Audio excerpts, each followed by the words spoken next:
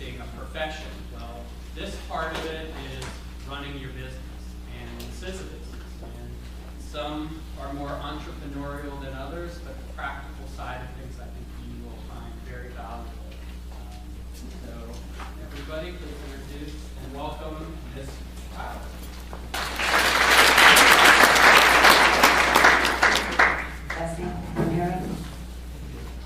Does anyone know what a dongle is?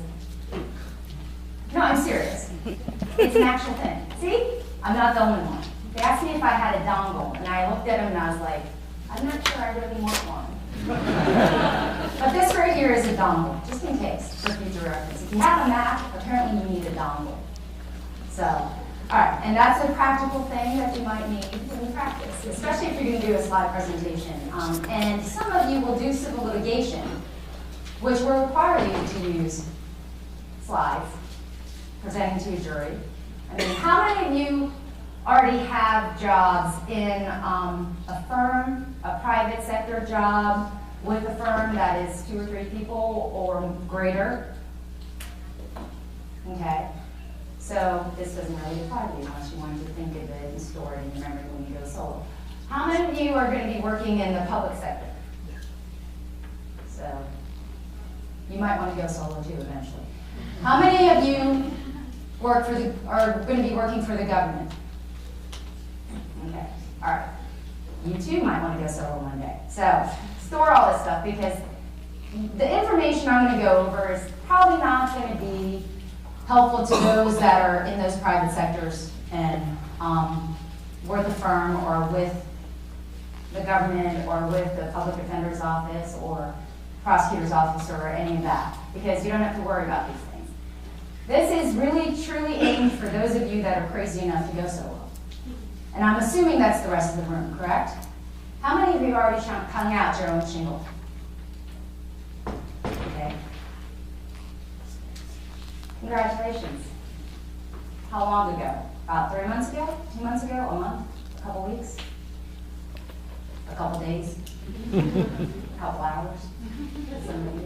And solo practice, you have to be a little bit crazy to do it because it is more than just practicing law. You guys all went to law school, you wanted to be lawyers because you saw great clips that I'm going to show you in a few minutes. But, because you can't do a presentation without video clips. But it is more than just, like Matt said, it is your business. And you have to sometimes take your lawyer hat off and you have to work the business side too.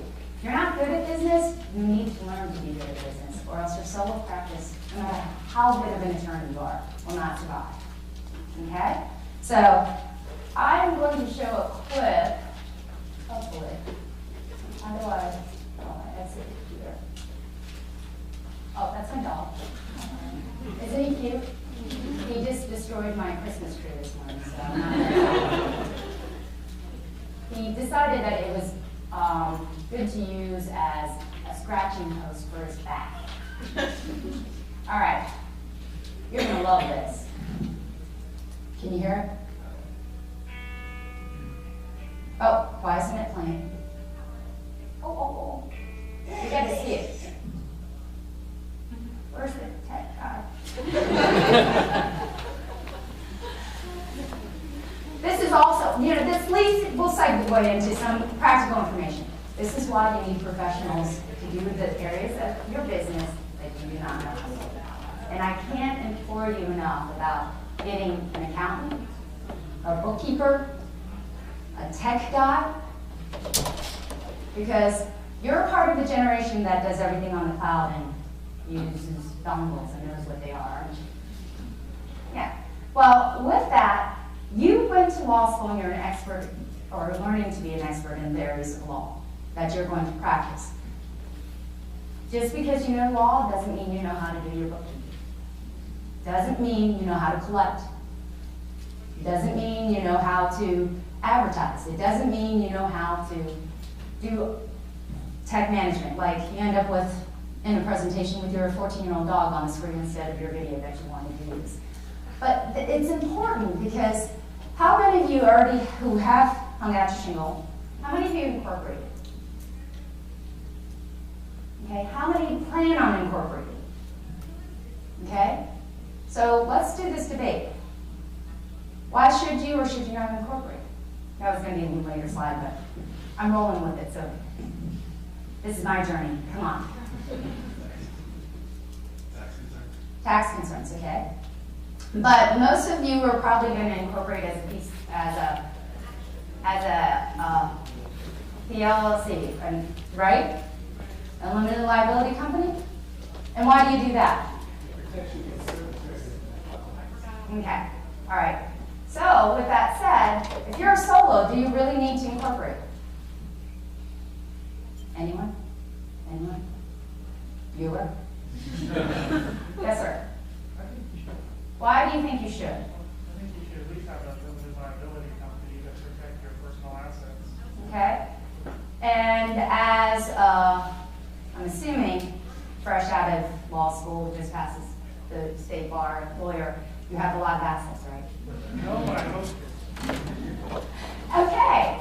So that brings up that question. I mean, how many of you have more assets than debt at this point? I thought so. Okay. This is the reality. As a solo, you really don't have to incorporate. You think, oh, but then they can reach through and because we all remember the corporate veil, right? How many of you have wrote memos on that? Make that thing. They can go and take everything I own. At this stage in your life, that's okay, because you don't really own that much. And there are bankruptcy laws for impoverished individuals or individuals that own less than X amount. That is exempt, all right? But what you do need to do is you do need to have liability insurance. In the Commonwealth of Virginia, you are not required by the state bar to carry liability insurance, okay? But whether you incorporate or not, you should. Anyone want to venture and guess why? Anyone? And we're all about appearances in this profession. Yeah, sort of, but really it has more to do with the fact that the people that you are helping, that love you this very moment, because you have made their lives so much better by taking their case and taking it to court or getting them justice, will tomorrow hate you, file a bar complaint, and sue you. And yes, right now you don't have a whole lot to be sued for, but one day you hopefully will. So what does liability insurance do? You didn't realize this was going to be this interactive, did you? Yes, sir. It what? Okay. What else does it do? What else, if you fight the suit and they provide the legal expenses to fight the suit, you lose the suit? Yes, ma'am. Oh, no, it also provides defense counsel. Mm-hmm. Okay, you go to court, you have defense counsel, you lose. What else does it do? There you go! Bing, bing, bing, bing! If I had a lollipop, I'd give it to you, but I don't. And that's the main reason, is that sometimes, you know, especially as a solo, and a new solo, you're at high risk of possibly making an error. Yes, I said it. You can make mistakes. You probably will. You probably already have. Okay? And as a solo, you're more prone to do it than you are in a firm surrounded by other attorneys that have years of experience to help you along. So that segues us into, you know what? Let's just go back to my PowerPoint. You're going to miss you're going to miss Brian Wilson, the law hawk. You should YouTube that by chance, if anyone. Oh, it's okay. It's all right. We're going to go back to the PowerPoint slide as soon as I can find it.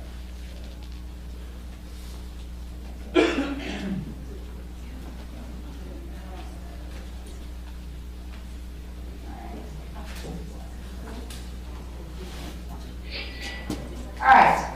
Did you like the cash register sound? Oh. Oh, is it asleep? How do I wake it up? It works for my mouth. Technical help is on the way. Okay.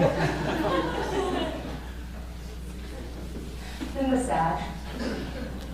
This is not my forum, okay? Dongle? All right. Okay, let's do this again. Plug.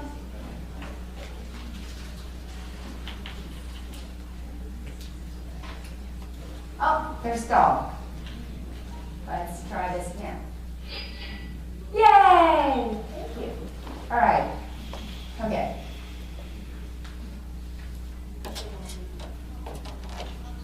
Is it off?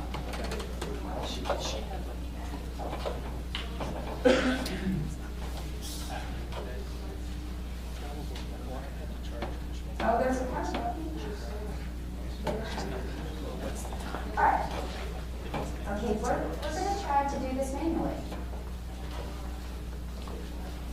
Spacebar? Yay! All right. That's me, in case you didn't know. And that, real briefly, that's all the crap I can fit on there. All right. As you can see, I didn't start off as a solo. I was an assistant Commonwealth attorney, and then I moved to be a staff attorney for the indigent and legal aid, and then I worked in private practice under Mr. Goldstein for a little bit, and then I went into private practice. Now, this is what I want you to see about this, besides the really pretty picture of me. I want you to see, I wish I had a pointer. Can you see this? Does it show? Hey! That. I want you to see that. Because that portion is the most important portion that you as a solo need to know about any resume. And you need to build it in your own. I'm a member of the Hampton Bar Association, and actually I've been inducted in, I say inducted because that's code for I've been bamboozled into becoming the secretary of the Hampton Bar Association. I'm a member of the Einstein Hoffman Inn of Court, which is associated with William Mary Law School. I am on the Hampton and Newport News Best Practices as a stakeholder, and I'm an adjunct professor at St. Louis University. Sounds impressive, huh? But the reason I am a part of all this as a solo is because it helps me. Because when you're a solo, you have a question in the office. Who do you have to talk to? Your staff that you've hired, who haven't gone to law school, and have no idea what a rule against perpetuities is? Yeah, I don't remember that either. That was a bad scene in property. But you need to associate yourselves with attorneys, especially you guys, and I don't want you to take this the wrong way. I know it's going to sound bad, but you're newbies. You really still don't know how to practice yet, because everything you learned in law school doesn't really help you. Everything you study for the bar doesn't help you with real, live practicing as a lawyer. It helped get you there. And I'm not saying that it wasn't invaluable information, it was. Because if you were in my office or in the same building I was, I would call you if I had a question about something because you just took the bar. That way I wouldn't have to look it up. But get wherever you're practicing, get involved with your local bar. It is imperative. Why? Because you are going to find that it is helpful in obtaining clients, which we all need if you're a solo, because you can't pay your bills unless you have clients, right? All right? It also will help you with a slew of individuals that you can use as mentors or as colleagues and ask questions to. And believe it or not, other lawyers aren't always mean and nasty. Some of them will be, I will warn you. You will have some that you just will not answer the phone for. But that's because they come from a different mindset. But, you know, you're part of the generation of lawyers where collegiality is very important. And when you're solo, it is super important. Because you don't have anyone else to rest on. And if you want to avoid bar complaints, oh, that's also another thing we'll talk about. Hold on, let's move. Yay, it works. Okay, let's go to where you begin. All right. Did they give you these ethics opinions? Anyone know what a Leo is? I just told you what it was. It's a legal ethic opinion. You become very good friends with them. They're not a part of the official rules, but they explain the rules to you and interpret them. And when the state bar gives you something, yeah, listen, Okay. Leo 1872 have to do with office space, virtual offices, and shared office spaces. Now, a lot of you, especially as solos, are starting out, are not going to be able to afford a huge building or even a room in the Bank of America building in whatever city you're in, okay? Because of that, virtual offices and shared office spaces, like the professional office, executive offices, I'm sure they're everywhere, okay? Those are really popular. Why? Because you don't have a whole lot of overhead. You pay them money and you get an entire office. You get a desk, you get a phone, you get a professional look, which is very important if you want to hire, be hired by clients. But there is a danger. So I provided the Leo ethics opinion to them, and I'll put it up at the end, but you want to write this down because you need to read it, the ethics opinion at home. Because it doesn't mean you can't have virtual offices, and it doesn't mean you can't use shared office space. But it advises you on what they're looking at as an ethical violation, because it is a potential ethical violation for Rule 1.16. You guys just finished law school, what is that? Oh no, Rule 1.16. I think it's fine. Confidentiality. Okay, that and professional conduct. Confidentiality has a lot to do with shared spaces and virtual spaces. Why? Because these shared office spaces are accessed by other people other than you and your staff. And I say your staff, and I use the term loosely, because when you're solo, you don't have a big staff. I have an assistant. She's part-time. She's wonderful for everything that I have her to do, okay? I highly recommend you get one of those. Highly. You know why? Because you need someone to answer your phone and take messages and tell the court that you're in another court. Because that happens a lot. All right? So, at minimum, you need a part-time assistant. But at minimum, you need a space. Because this rule basically says that virtual offices aren't sufficient. Because a lot of law firms have been using virtual offices to get into locations so they can break into that market without actually having a physical presence. Okay? So, because of that, the State Bar has said that you may be in violation of professional conduct because you are not readily available in that space. Okay? You have to have a brick and mortar. What does that mean? Well, then how do these people who have these virtual offices, they do, but they make it known. But if you actually practice certain areas of law where you have to interact and go to court for individuals, you need to meet with them. And this is what this ethics opinion says. Now, shared spaces. The reason they have this in the same opinion is because shared spaces are usually with virtual offices. You may be in violation with a shared space if it is something you only temporarily pay for. What does that mean? You can go to Regis. Everyone heard of Regis? They have those commercials on XM and Sirius. We can get an office for you right away, professional looking, blah, blah, blah. Keep your head low. I guess you haven't heard that. Well, anyways, executive suites. Anyone heard of executive suites? Okay. A lot of new attorneys and a lot of older attorneys actually now are moving to places like that. Why? Because there's no hassle. It gives you a professional look, but you got to be careful. You have to make sure that you actually go there and meet clients there on a face-to-face, regular basis. What the bar looks at is how often do you go to that office space and how often do you conduct business in that office space. Okay? That's the first thing that they look at. The second thing that they look at is how are you securing client confidentiality? Whoever, you two do any of those, right? Client confidentiality. How are you securing it? Who has access to that space? And how often do they have access to that space? Okay? I actually have an office in a shared space. But that is my office. Okay? I go there every day. As long as I'm not in court. I usually swing through there and pick up files and drop files off. But I meet with clients there on a daily basis. And my space is secure. No one else has access to my 3 offices that I rent but me and my assistant. So I have to do my own housekeeping, which is not pretty. But, so those are the things that the state bar looks at. And the reason I'm letting you know this, and this is really important, is because you guys are just starting out. The last thing you need to worry about is a bar violation and a bar complaint. Because when you get one of those letters, you know, that says Virginia State Bar, I still to this day, even when they send me my CLE information, you know, about updates and blah, blah, blah. When I see a letter coming from the state bar, I always go, oh shit. And look around and make sure. I'm sorry if I offended someone. I tried.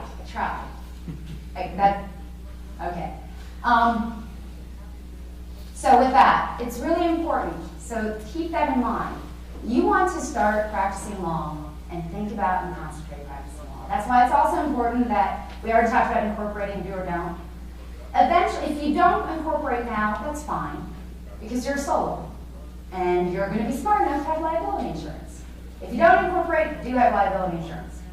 If you do incorporate, do have liability insurance. You're not mandated to, but it would probably be the most prudent thing to do. Coming from a professional who's done this and telling you, get the insurance. Because at this rate, it is probably very affordable for you because you don't have any bar complaints. You've never been sued or had to sue a client. There's a theme going with all this. These are the things that make your rates go up. Also, the years of practice and the type of practice that you do. Okay? Those make your your liability insurance fees go up. Okay? But it's always good to have that coverage because you don't want to be defending your own self. Trust me.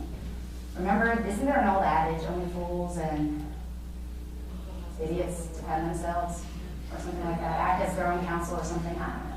I may have flopped that up, but that's okay. All right, technology and software. With all the faux pas that we've experienced, you would think that I'm not tech savvy, and I'm really not.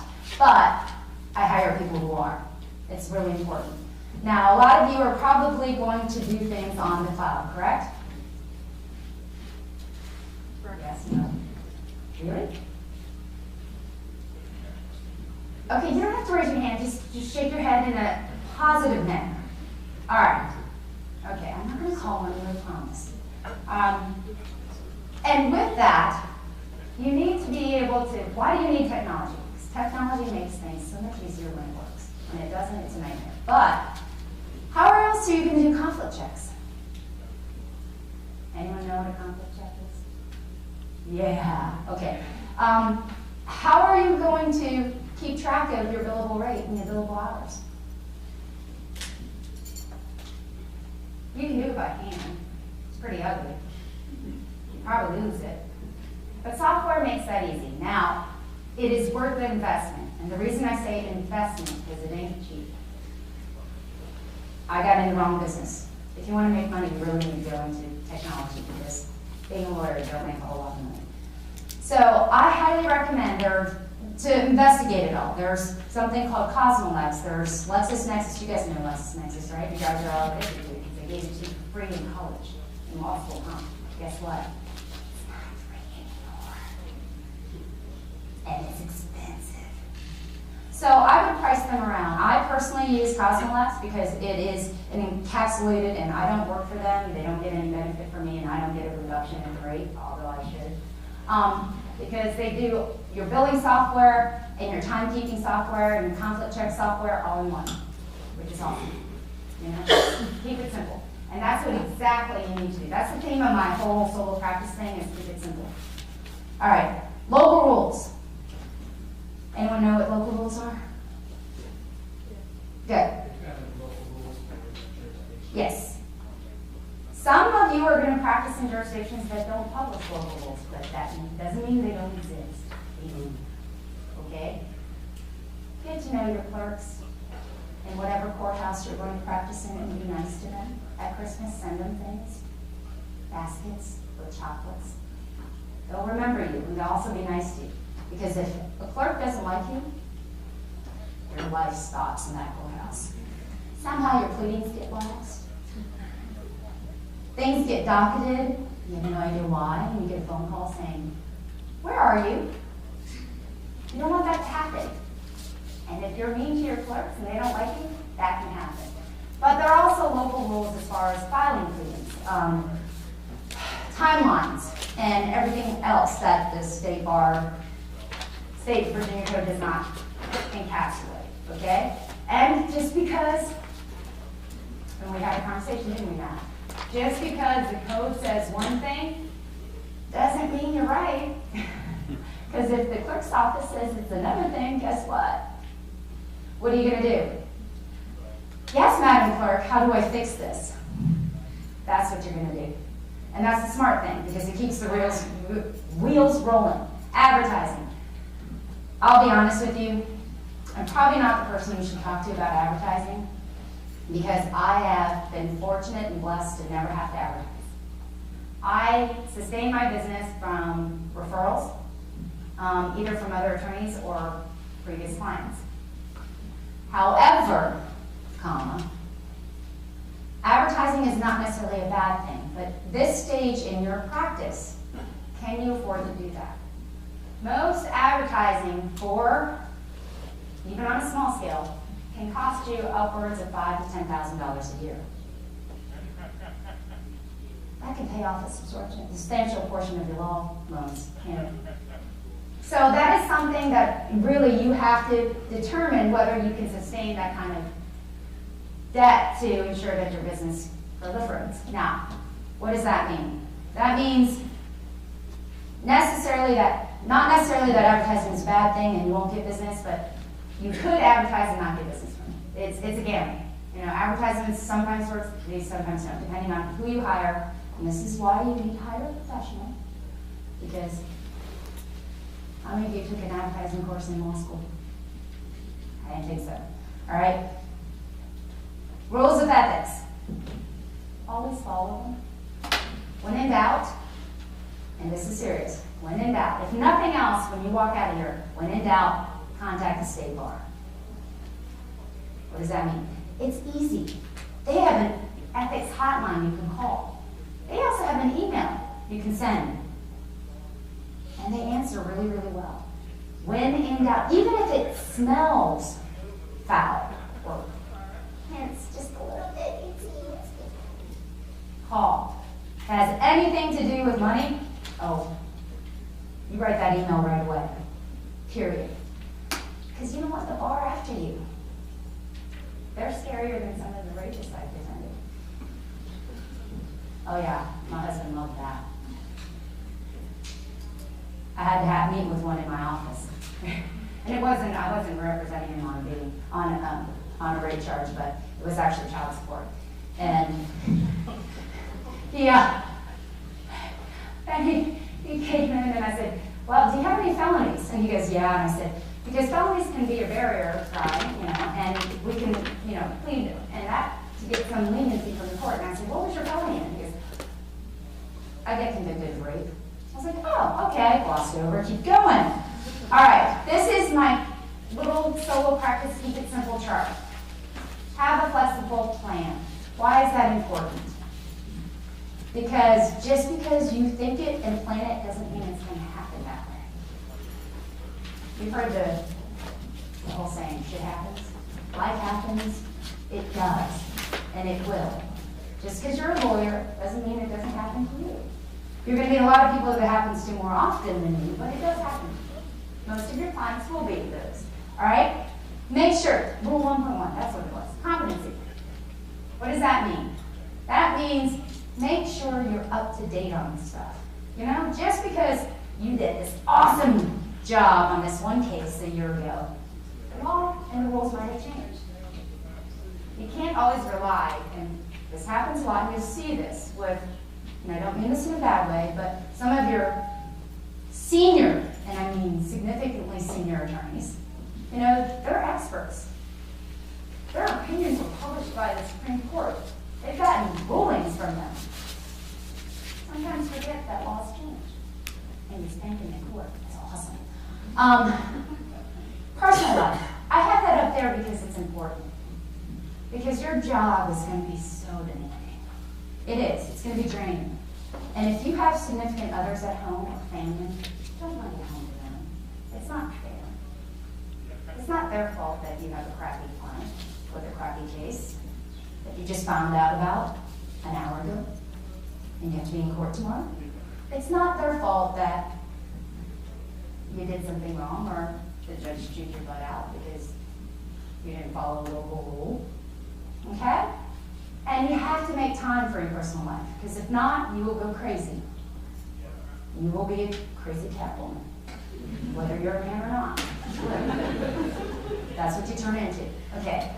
We talked about office space. That's in there because it is important. Make sure that you're in a professional space. And the reason I say that is because appearances are somewhat important in your profession. I am then blessed with looking young. Shake your head yes, everyone, in unison. All right. And because of that, because this was not my first career. Shocking, isn't it? Because of that, a lot of people thought I was considerably younger than I was. And it was kind of an impingement on me practicing in the beginning. So, I had to go make my face rugged. But because of that, I actually had clients say to me, "But you're so young, can you really handle this case?"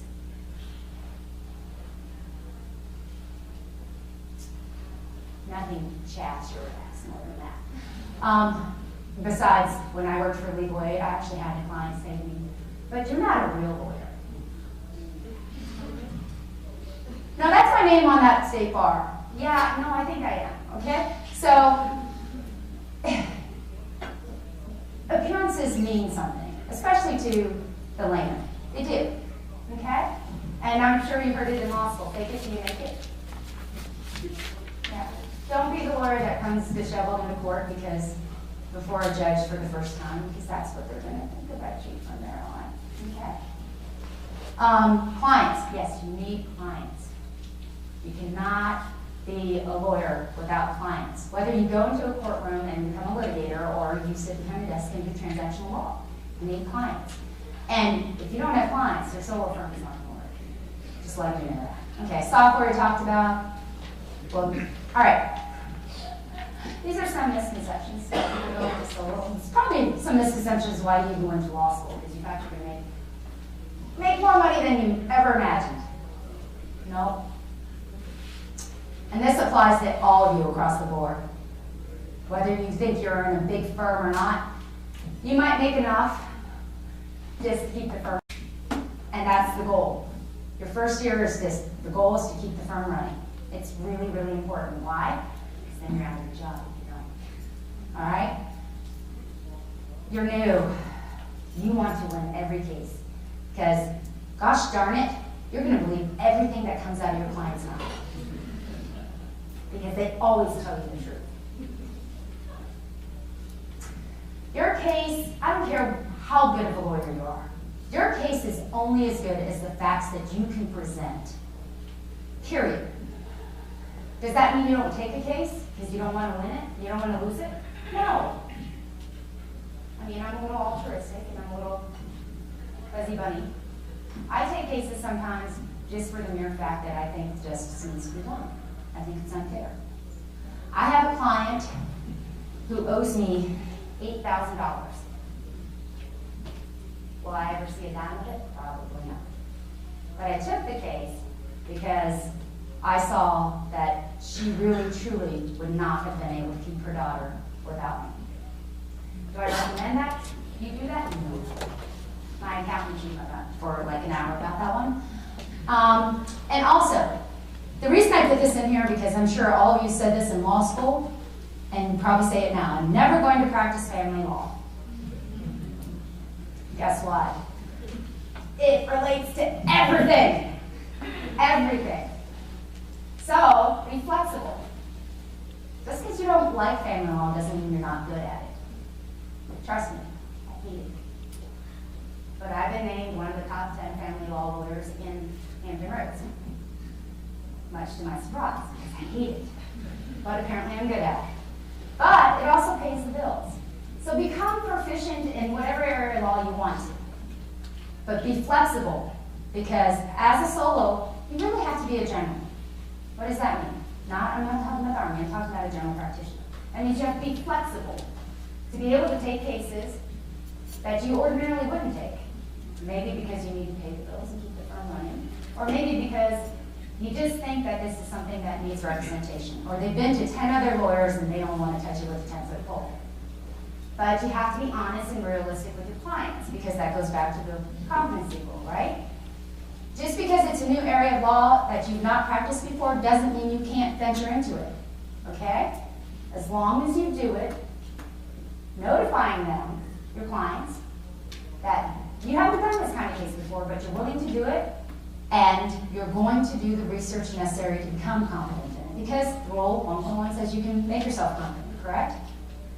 Sure you can. You survived 3 years of law school in the state bar. All right, I decide. Wouldn't that be nice? I don't decide anything in my life. I lose. I went into the courtroom, I lose every day to a 6-year-old. Everyone thinks that if you're your own boss, you can make your schedule and you can decide. Yes, to a certain extent, but the reality is guess what? The court tells you when you're going to be there. Not when you want to be there, when they have your trial, okay? Your clients are very demanding, and you have signed a contract and agreement to represent them. If you don't want that money, client, don't take their money. And if you take their money, guess what? They're yours. So, and your business. You know, because this is the reality of a solo. If you don't work, you're not making money. So yeah, you have the flexibility to take a month off if you can afford it. I don't know too many lawyers who can. Although December seems to be the time that it seems like I'm taking a month off because for some reason people don't divorce or sue each other in December. They do in January. All right, mapping your first year. Keep it simple. From your first day to surviving your first year. You need to set up for success with everything that I told you about before. Okay? You need to get clients, but getting them isn't enough. You need to keep them too. All right? Manage your overhead. That is so important because as a solo and as a lawyer, you're thinking, oh, I got to pay this, I got to buy that, I got to have this, I got to have that. Well, guess what? Everything costs money. Nothing's for free, including your services. So, be realistic. Software, worth the price. It is. It's very worth the price. Having 3 assistants, a little overkill and not necessary. You're not that important and you're not that, I'm sorry. That was kind of rude, but you're not that busy. Unless you need that much overhead, don't do it. And in that overhead is also your salary. The first person you should pay, besides your bills, is who? Yourself. Because the law rules aren't going away. No matter what Obama says. There is no debt forgiveness. All right? Manage your time. That is the hardest thing to do as a solo. Why? Because no one's there telling you, hey, you got a deadline.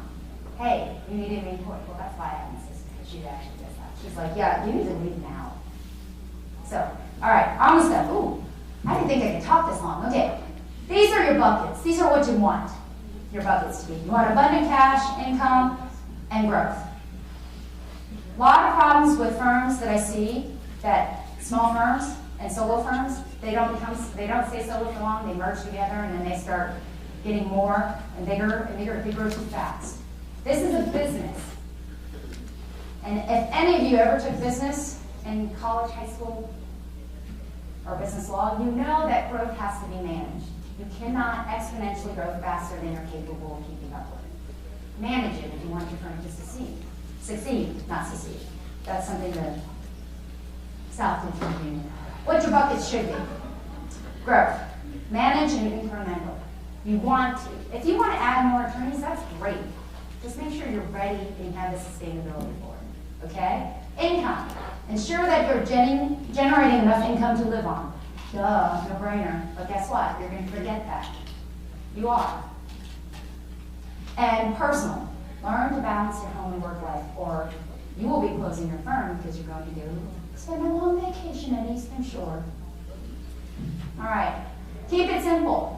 Ask for help. I cannot stress how important it is to join your local bar association. Join the Innsman, not Innsman, end of court if you can. You have to be invited to that one, but I'm sure you remember law professors. They're probably members of that, and they can invite you. Get involved in your community, because believe it or not, your legal community is going to be a great resource for you, not only professionally, but personally too, okay?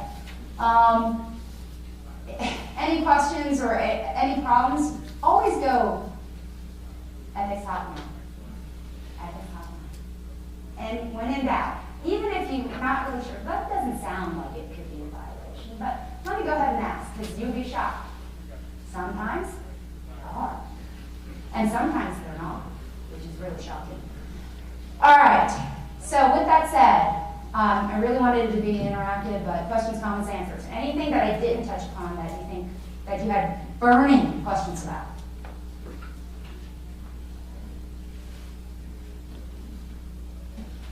I'm that good, huh?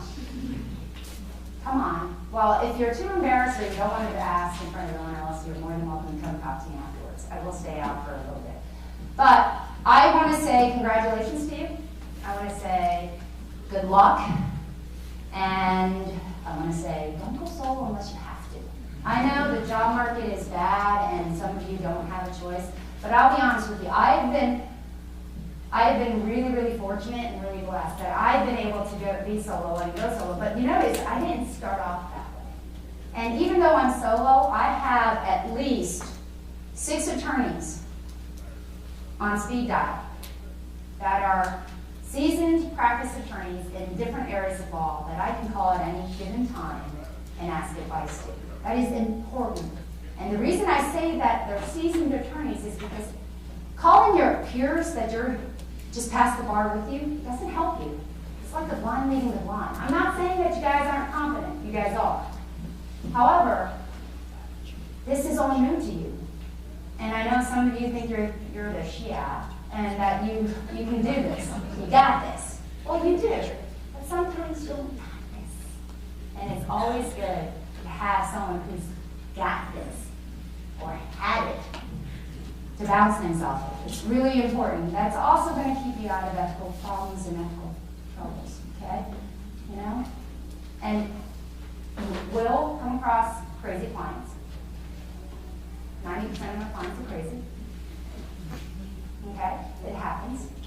Not certifiably, only 10% certifiable. But it's part of that. And also, if you are solo, it's really good to get involved. And if you haven't done it, the Indigent Defense Workshop, if you've never done criminal law and you're not interested in it, still do it. Because if you can get on your court-appointed list in your local jurisdictions, it will at least get you started. And the more people see you in court, trust me, you get people who go, oh, that knows what they're doing. They're running around here like crazy. They're making things happen. Hey, can I get a card? It happens. When you walk out of a courtroom and you got your client, the father who's been struggling to have custody of his daughter for the past 5 years, finally get custody of his daughter, he's crying as he walks out the courtroom and other people see that. They want you. So you could be that. All right. If you don't have any questions,